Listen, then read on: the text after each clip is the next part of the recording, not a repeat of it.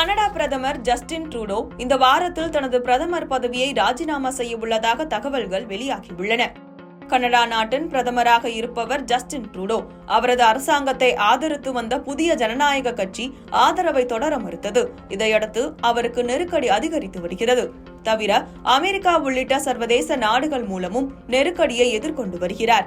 இதனால் உள்நாட்டு அரசியலில் அவருக்கு நாளுக்கு நாள் எதிர்ப்பு வலுத்து வருகிறது. இந்த நிலையில் கடந்த ஆண்டு டிசம்பரில் ட்ரூடோவின் அமைச்சரவையில் இருந்து துணை பிரதமரும் நிதி அமைச்சர் கிறிஸ்டியா ஃப்ரீலாண்ட் ராஜினாமா செய்தார். இதனையடுத்து அவரது சொந்த லிபரல் கட்சிக்குள்ளேயே அவர் பதவி விலக வேண்டும் என்ற கோரிக்கை அதிகரிக்க தொடங்கியது. தவிர ட்ரூடோவின் லிபரல் கட்சியின் முக்கிய கூட்டணி கட்சிகளும் அவருக்கு எதிராக நம்பிக்கையில்லா தீர்மானம் கொண்டு வர உள்ளதாக தெரிவித்துள்ளது. இதனால் அவருக்கு மிக கடுமையான நெருக்கடி ஏற்பட்டுள்ளது. இந்த நிலையில்தான் அவர் தனது ராஜினாமாவை அறிவிப்பார் என தகவல்கள் வெளியாகியுள்ளன. ட்ரூடோ உடனடியாக பதவியிலிருந்து விலகுவாரா அல்லது புதிய தலைவர் தேர்ந்தெடுக்கப்படும் வரை பிரதமராக தொடர்வாரா என்பது பற்றி தெரியவில்லை என சர்வதேச ஊடகங்கள் தெரிவித்துள்ளன.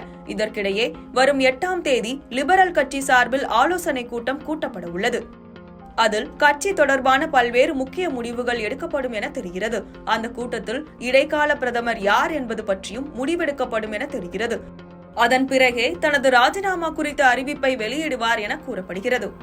இந்த ஆண்டு அக்டோபரில் நடைபெறவிருக்கும் தேர்தலில் எதிர்க்கட்சியான கன்சர்வேட்டிவ்களிடம் ட்ரூடோவின் லிபரல் கட்சி மோசமாக தோல்வியடையும் என்று கருத்து கணிப்புகள் தெரிவித்து வருவது குறிப்பிடத்தக்கது.